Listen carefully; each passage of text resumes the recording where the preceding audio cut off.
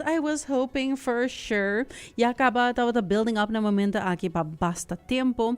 Também revelando vinyls, tudo sa kinang diferentes special editions. Na onde ko por a disfrutar di Ariana Grande album di Mas Nobo.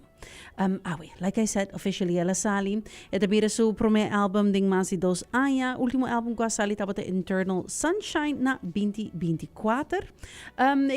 Album minst un total di dos singles, dos official singles. Hate That I Made You Love Me ko taba e prome ko no sahaya e manera mencionar a title track Petal.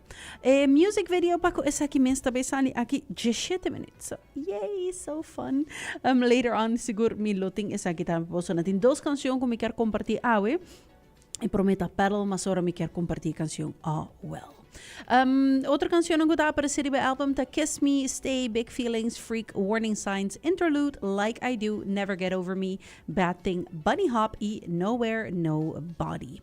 Siguro diferente fun songs di por disfrutar de Ariana Grande. Pero fuera de música novo, Ariana Grande também lo aparece em season just 3 de Ryan Murphy's horror anthology series American Horror Story. Es aquí asali promena comienzo de luna ku is Ariana Grande lo quiera participar pero no estaba por debina su tour pero aparentemente I guess they managed to work it out pa así que toch por appeared in American Horror Stories. Para que namin especialmente pa